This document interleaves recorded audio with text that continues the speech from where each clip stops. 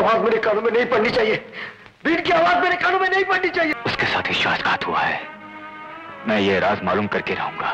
आधी ये रात जले। यहाँ के नाग नागिन हमारे परिवार के देवी देवता हैं और तू इन्हें पकड़ रहा है। तुम्हारे लिए ये सांप परिवार के देवी देवता हो सकते हैं, लेकिन हमारे लिए खिलौना। पूरा वो चांद जले। भागकर कहाँ जाऊं बाबू? जहां भी जाऊंगा मौत मेरा पीछा। 1981 সালে রিলিজ হওয়া ফিল্ম জিনে কি আরজু এর জড় ঠিক হরর না হলেও ফিল্মটি একটি সুপারন্যাচারাল বা অলৌকিক বিষয়ের উপরে ভিত্তি করে নির্মিত হয়েছিল।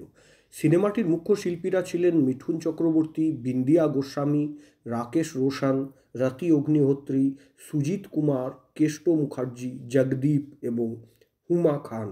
আর ছিল একটি প্রশিক্ষিত বা ট্রেন্ড হাতি যার নাম ছিল গণপত। সিনেমাটির নির্মাতারা ছিলেন এম কুমারন, বালা সুব্রমণিয়াম এম এবং সার্ভানান এম।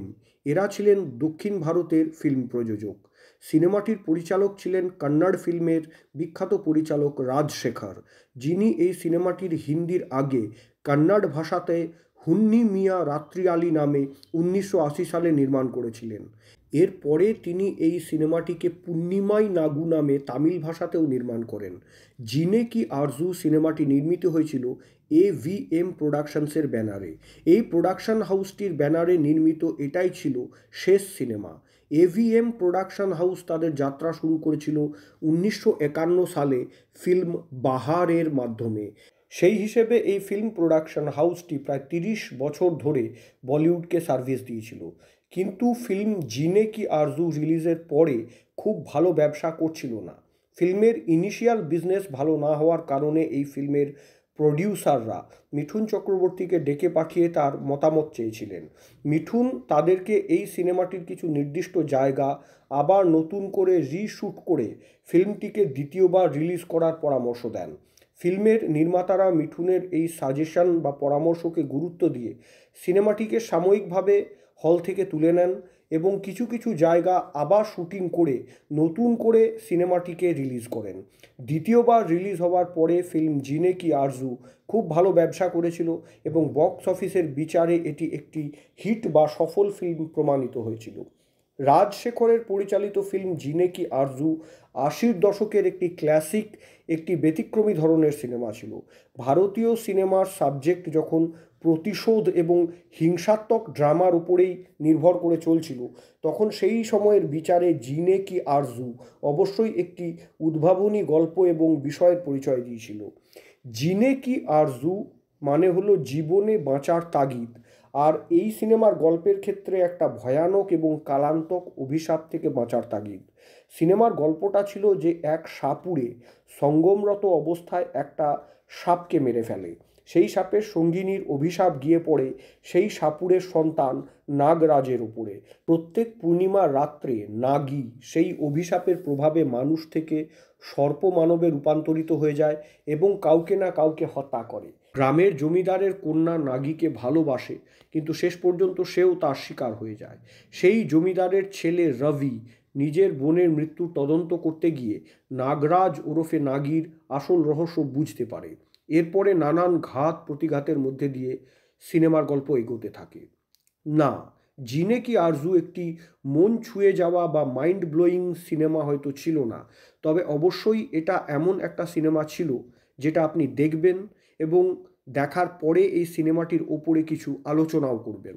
নির্মাতারা সেই সময় একটি ভিন্ন ধরনের ফিল্ম তৈরি করার সাহস দেখিয়েছিলেন যখন বলা হয়েছিল যে শুধুমাত্র অ্যাকশন প্যাকড ফিল্মই বক্স অফিসের সাফল্যের মানদণ্ড।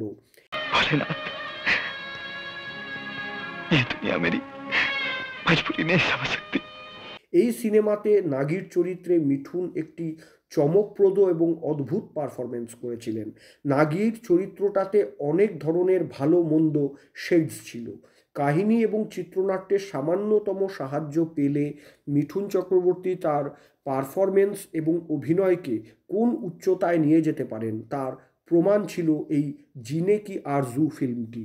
রবির জেরায় জেরায় জেরবার হয়ে যাওয়া, নিজের অস্তিত্ব সম্পর্কে বিভ্রান্ত হয়ে যাওয়া, ক্লাইম্যাক্সে ভেঙে পড়া, সব জায়গায় মিঠুনের অভিনয় একটা অন্য স্তরের ছিল, যেটা একটা অবিশ্বাস্য চরিত্রের সাথে দর্শকদের একাত্ম করে দিয়েছিল।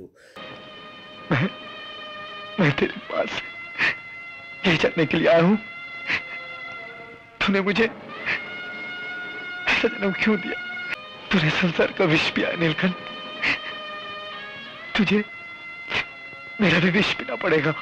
মিঠুনের মফস্বল এবং গ্রামে যে বিশাল ফ্যান বেস, সেটার মূলে কিন্তু এই ধরনের সিনেমাগুলি। দ্বিতীয় নায়ক হিসেবে রবির চরিত্রে রাকেশ রোশনও বেশ ভালো। রাতি অগ্নিহোত্রী এবং বিন্দিয়া গোস্বামী তাদের ভূমিকায় ঠিকঠাক অভিনয় করেছিলেন। তবে হাস্যকৌতুক অভিনেতা জগদীপের কমেডি ট্র্যাক সম্পূর্ণরূপে জবরদস্তি করে এবং অবাঞ্ছিতভাবে সিনেমাতে ঢোকানো হয়েছিল। তবে দৃশ্যগুলি উপভোগ্য, আর তার কৃতিত্ব সম্পূর্ণরূপে এই কিংবদন্তি কমেডিয়ানের কাছেই যায়।